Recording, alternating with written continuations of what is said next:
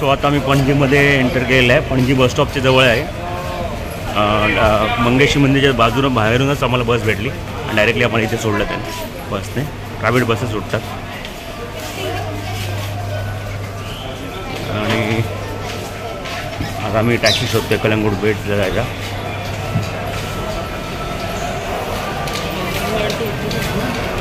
कलिंगडच्या इथेच बीच आहे ना, बीच आहे ना. एक पणजीला जायचं यही तो पणजी है. अभी पणजी में तो है अभी अपन. मेरे को लगा यहाँ पे भी मंदिर है. नहीं नहीं, पणजी सिटी है, कॅपिटल आहे गोवा का. आणि अगदी बस स्टँडवरच जी गोव्याची ओळख आहे, वाईन दारू, हे वाईन शॉप आहे बस स्टँडवरच आहे. हा आहे स्वर्गीय मनोहर पर्रिकर ब्रिज.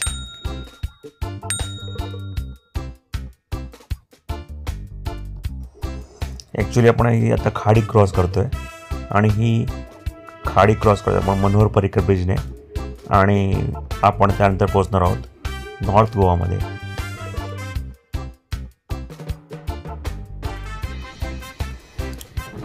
गोव्यामधली या शहरातले तुम्ही घरं बघू शकता. जास्त उंच घरं नाही आहेत, बैठी घरं आहेत, कौलारू घरं आहेत. एक वेगळ्या प्रकारचं वास्तुशैली आहे, बांधकाम आहे.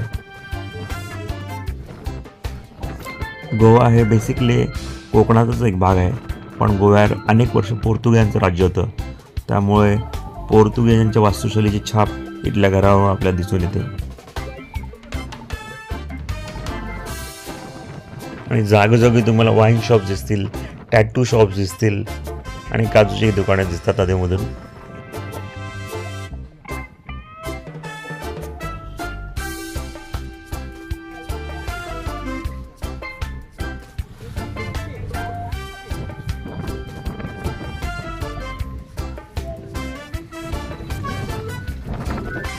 हे बघा पुन्हा जुन्या पद्धतीची कौलारू घरं आहेत इथे.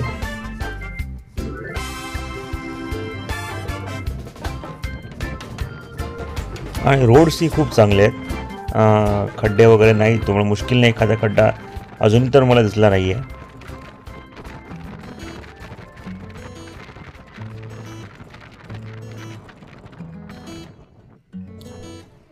समोर आपल्याला एक चर्च दिसतं पांढऱ्या रंगाचं आणि अशा प्रकारचे पांढऱ्या रंगाचे चर्चेस पूर्ण गोव्यामध्ये तुम्हाला पाहायला मिळतील.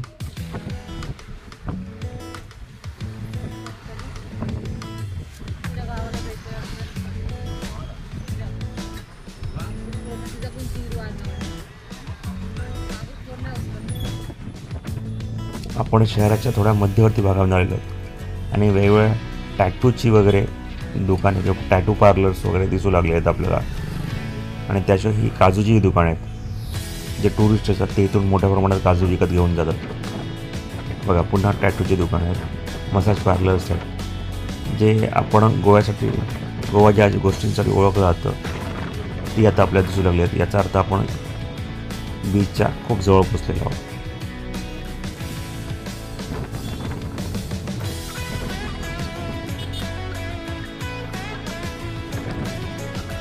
हे आहे कलंगुटे बीचचं मेन पार्किंग स्लॉट. तुम्ही जर कार वगैरे गाडी वगैरे घेऊन आहात तर तुम्हाला इथेच पार्क करावं लागेल आणि त्यानंतर चालत पुढे जावं लागेल. आम्ही टॅक्सी केलेली आहे, त्यामुळे आम्ही थोडं जवळ जाऊन आम्हाला टॅक्सी सोडेल.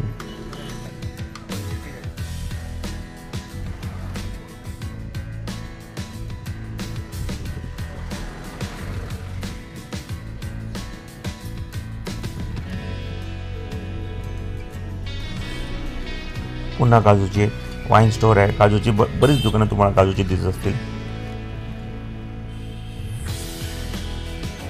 हा पूर्ण मार्केट एरिया आहे आणि जे टुरिस्ट इकडे येतात ते इथे मोठ्या प्रमाणात खरेदी करतात.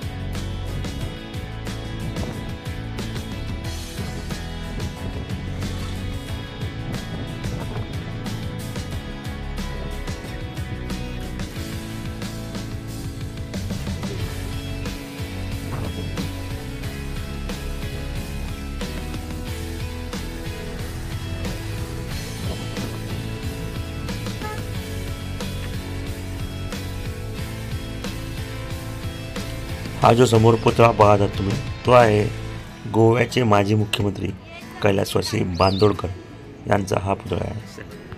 आणि कलंगूट बीचच्या अगदी एंट्रन्स पॉईंटलाच हा पुतळा आहे.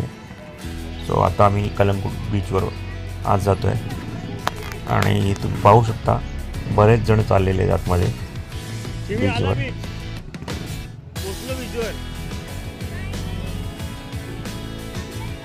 तुम्ही समोर काही मुलं पाहू शकता व्हाईट टी शर्ट घातलेले आहेत. सो ग्रुपने आलेले आहेत आणि बरेच जण असंच करतात, सेम टी शर्ट वगैरे घालून येतात.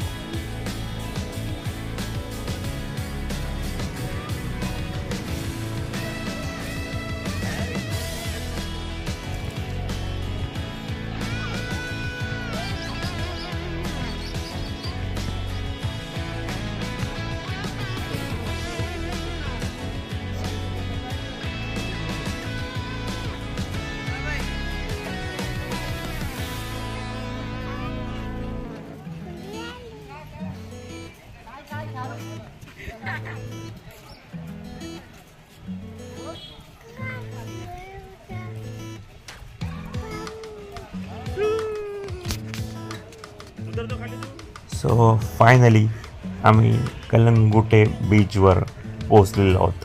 तुम्हाला समोरच निळाशा शांत समुद्र दिसत असेल आणि अनेक बोटीही दिसत आहेत. हा हे बीच वॉटर स्पोर्ट्ससाठी फेमस आहे खूप. आणि शॅक्स वगैरे तुम्हाला दिसत असेल तिकडे, तेही तुम्ही भाड्याने वगैरे घेऊ शकता. पण आधी आपण इथे कोणत्या प्रकारचे वॉटर स्पोर्ट्स अवेलेबल आहेत ते पाहू.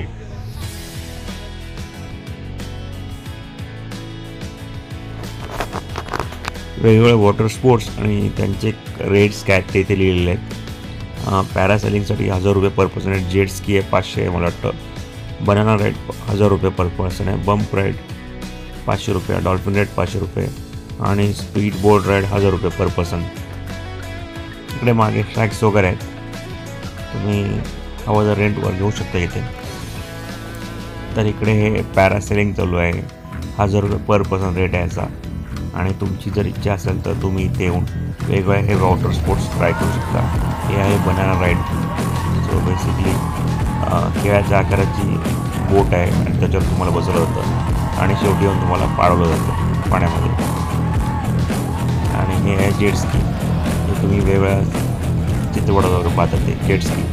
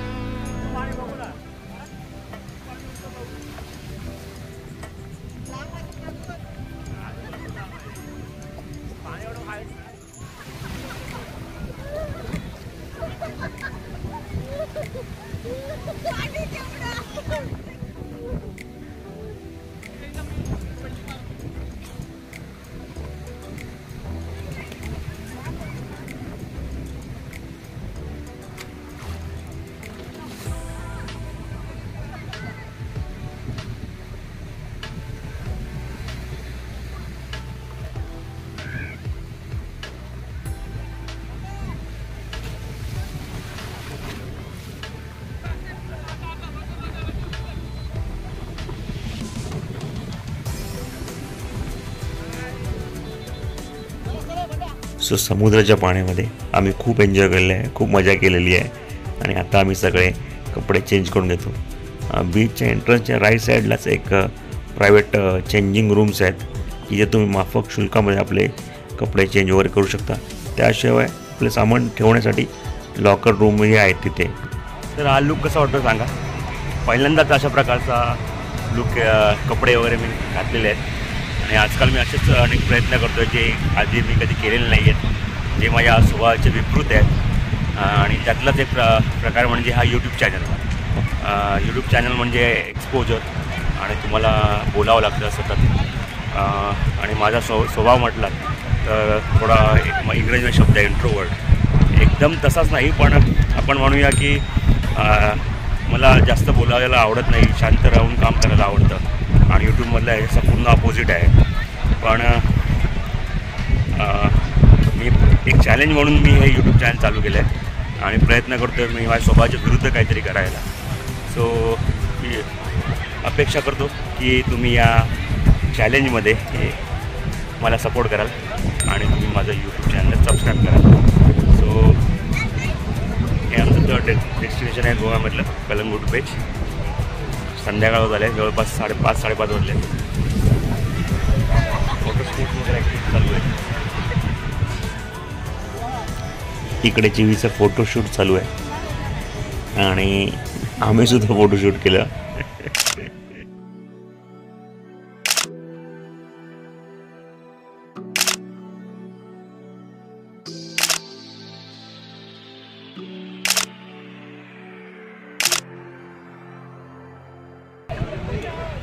सूर्यास्त होत आला आणि सुंदर असा नजारा तुम्ही पाहू शकता. सो हा बीचच्या बाहेरचा मार्केट प्लेस आहे आणि अजूनही लोक येत आहेत बीचकडे संध्याकाळ झाली तरी. सो तुम्हाला लक्षात येत असेल रात्री काय माहोल असेल या बीचवर.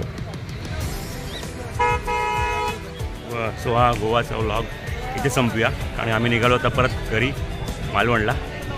तर पुन्हा भेटू पुढच्या व्हिडिओमध्ये. तोपर्यंत जय महाराष्ट्र.